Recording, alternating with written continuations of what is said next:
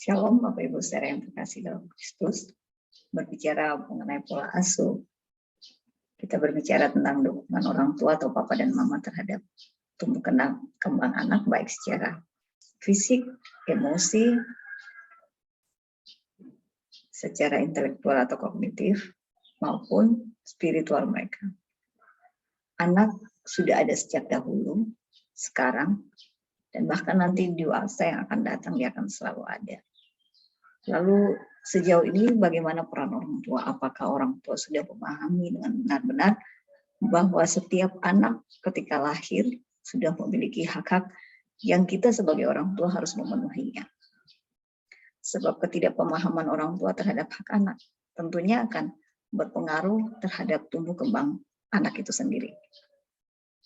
Sebelumnya kita perlu mengetahui siapakah yang disebut anak dan apa saja yang akan menjadi hak anak dalam tumbuh kembangnya. Anak menurut Kamus Besar Bahasa Indonesia adalah mereka yang belum mencapai taraf usia dewasa. Sementara menurut UNICEF, anak adalah mereka yang sejak dari kandungan hingga usia 18 tahun. Jadi sepanjang dia disebut seorang anak, tentu saja dia ada di bawah pengasuhan orang tua. Papa dan mama sebagai pengasuh utama dan pelindung anak sudah sepatutnya memahami apa saja yang menjadi hak-hak anak. Karena dia selalu ada di dekat kita. Kita memperhatikan tumbuh kembangnya, kita melihat bagaimana anak-anak bertumbuh. Yang menjadi hak anak yang pertama adalah hak untuk bermain. Mereka memiliki hak bermain sama seperti orang dewasa yang kewajibannya adalah bekerja. Sebenarnya tugas anak juga adalah bermain. Kemudian hak yang berikutnya adalah memperoleh layanan kesehatan. Orang tua wajib memperhatikan kesehatan anak, tentunya memberikan layanan yang terbaik. Kita sudah lihat bagaimana pemerintah memberikan akses-akses yang memudahkan setiap anak-anak untuk mendapatkan layanan kesehatan. Ada imunisasi gratis. Untuk itu hendaknya orang tua jangan lalai dan abai terhadap kesehatan anak. Kemudian hak untuk memiliki nama. Hak berikutnya adalah hak untuk ikut aktif dalam pendidikan. Pemerintah sudah membantu dengan 9 tahun wajib pendidikan secara gratis. Kemudian hak untuk mendapatkan perlindungan. Perlindungan dari segala bentuk kekerasan fisik, kekerasan verbal, kekerasan emosi, dari segala macam bentuk pengabaian, dan juga dari trafficking maupun eksploitasi anak. Hak yang berikut yang dimiliki oleh seorang anak adalah hak identitas kebangsaan. Itu wajib dimiliki oleh anak. Dan seorang anak wajib memiliki akta kelahiran karena itu bentuk dari identitas kebangsaan yang dimilikinya. Kemudian anak juga wajib diperhatikan makanan-makanan sehat yang diasuhnya. Anak berhak untuk memperoleh rekreasi, serta anak memiliki kesamaan peran, tidak dibedakan secara gender. Dan hak anak yang terakhir adalah ikut berpartisipasi dalam pembangunan. Bapak Mama yang terkasih, kenapa orang tua perlu mengetahui tentang hak anak? Sebab pola asuh berbicara seperti menabur. Apa yang kita tabur, pasti itu kita tuai. Jadi menanam benih sama juga dengan memberikan benih-benih yang baik terhadap anak. Itu harus diselaraskan dengan pemahaman mengenai hak anak. Sebab ketika orang tua tidak memahami secara utuh hak-hak anak yang harus kita perhatikan, khususnya perlindungan, berbagai macam perlindungan yang harus dia peroleh, dalam tumbuh kembangnya dia akan membawa luka tersebut hingga dewasa. Ada beberapa jenis pola asuh yang perlu kita ketahui bersama, yaitu yang pertama pola asuh otoriter. Pola asuh otoriter ini bersifat harus. Jadi bapak mama memaksakan apa yang menjadi kehendaknya terhadap anak. Semua yang dipikirkan, semua yang sudah ditetapkan harus diikuti oleh anak-anak. Pola asuh ini bersifat kaku dan bila melanggar peraturan akan mendapatkan hukuman. Anak-anak harus mengikuti apa kata papa dan mama. Papa bilang begini harus ikut, mama bilang begini harus ikut. Dan anak-anak kecenderungan dipaksa untuk mendapatkan prestasi, meraih prestasi. Tidak boleh anak-anak gagal dalam taati peraturannya. Anak-anak yang dibesarkan dengan pola asuh seperti ini, Bapak Mama, tentunya akan berdampak terhadap psikologinya, terhadap tumbuh kembangnya. Anak-anak yang dibesarkan dengan pola asuh seperti ini, kecenderungan mereka akan menjadi agresif di luar. Ketika mereka masih dalam usia-usia tertentu, mereka tidak bisa melawan. Tapi ketika menginjak usia di mana mereka sudah berani melakukan perlawanan, mereka pasti akan melakukan perlawanan. Sehingga pola asuh otoriter ini membuat anak-anak kurang berkembang secara maksimal. Beda dengan pola asuh yang berikut, yaitu pola asuh demokratis. Pola asuh demokratis atau kita kenal dengan pola asuh ideal, anak-anak lebih diberikan kebebasan dan ruang oleh orang tua untuk mengajukan pertanyaan, menyatakan pendapatnya. Jadi ada kesepakatan yang terjalin antara orang tua dan anak. Orang tua memberikan kelonggaran dalam batasan-batasan tertentu, tapi ada saatnya juga orang tua menuntut si anak. Yang dituntut adalah tanggung jawab anak. Jadi anak-anak bisa mengambil keputusan sendiri dan bertanggung jawab terhadap keputusannya. Ini adalah tipe pola asuh demokratis atau tipe pola asuh ideal. Anak-anak yang dibesarkan dengan pola asuh seperti ini akan memiliki rasa percaya diri, mereka bisa mengambil keputusan dan inovatif. Bagaimana dengan pola asuh permisif? Pola asuh permisif ini adalah pola asuh yang longgar dengan aturan, bahkan sangat longgar. Pola asuh permisif di mana anak-anak diberi kebebasan oleh orang tua.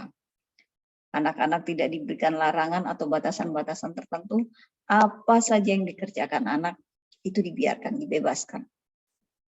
Anak bermain dari pagi sampai malam pun orang tua tidak terlalu peduli. Orang tua memberikan pembiaran, anak mau kerja PR atau tidak kerja PR pun tidak ada aturan dari orang tua. Anak-anak yang dibesarkan dengan pola asuh seperti ini dampaknya adalah mereka tumbuh menjadi orang-orang yang tidak memiliki tanggung jawab. Saat ada di lingkungan sosial, mereka akan menjadi pribadi yang insecure, tidak nyaman. Dalam pergaulan dengan teman-teman sebaya atau teman-teman bersosialisasinya, dia akan mengalami kendala-kendala dalam membangun sebuah hubungan. Ini anak-anak yang dibesarkan dengan pola asuh permisif, dampaknya seperti itu. Pola asuh yang berikut adalah pola asuh pengabaian.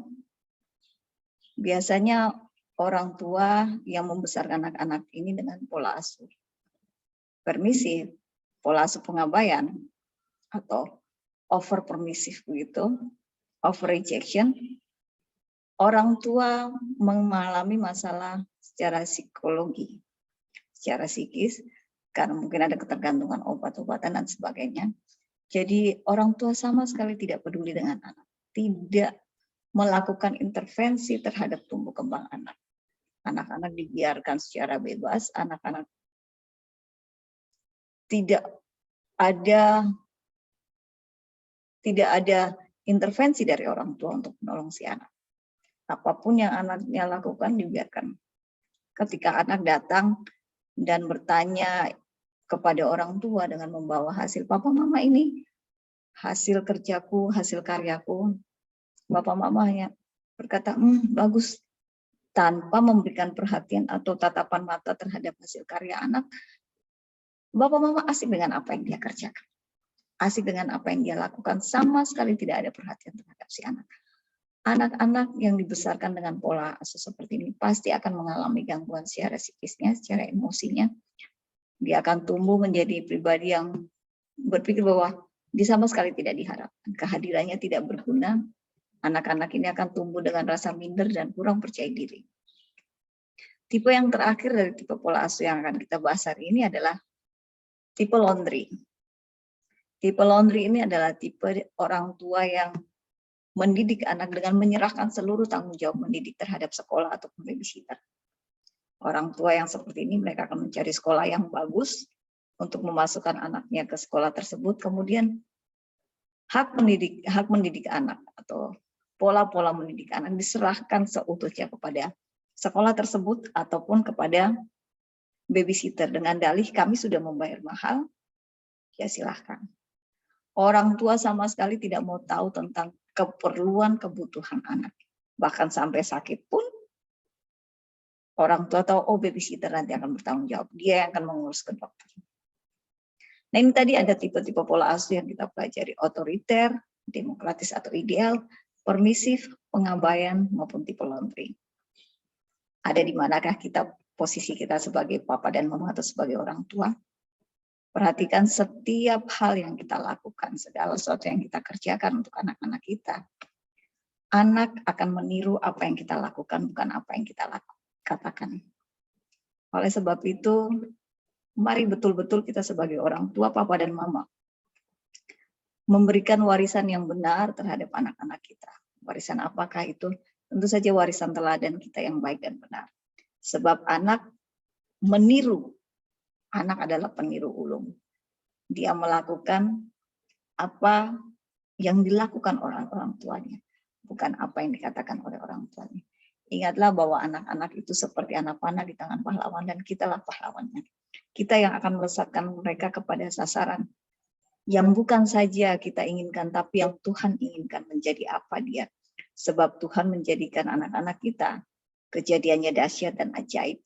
Kejadiannya luar biasa bagaimana Tuhan mengirim tulang-tulang janin dalam rahim seorang ibu. Jadi mari papa dan mama bersama-sama kita mendidik anak-anak kita menurut jalan yang patut baginya. Supaya ketika dia beranjak dewasa dan dia menua, dia tidak akan menyimpang dari jalan itu. Karena dia tahu bahwa yang diajarkan papa mamanya sesuai dengan kebenaran yang dia kenal dari papa mamanya. Sesuai dengan kebenaran Allah yang dia lihat dari apa yang dilakukan oleh papa mamanya. Mari bersama-sama berjuang menjadi orang tua yang benar. Jangan berputus asa, sebab tidak ada sekolah untuk menjadi orang tua. Tapi kita diberikan teknologi untuk kita dapat melihat, kita dapat belajar, kita dapat mengikuti, dan bertumbuh menjadi orang tua yang mengajarkan hal-hal yang benar kepada anak-anak kita.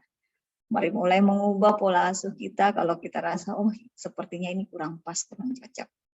Mari terus kita belajar mengasuh. Menjadi orang tua yang ideal bagi anak, tapi juga memberikan dukungan spiritual yang penuh terhadap anak. Sehingga anak-anak kita mengenal Allah yang benar. Sampai jumpa pada acara berikutnya. Tuhan Yesus memberkati.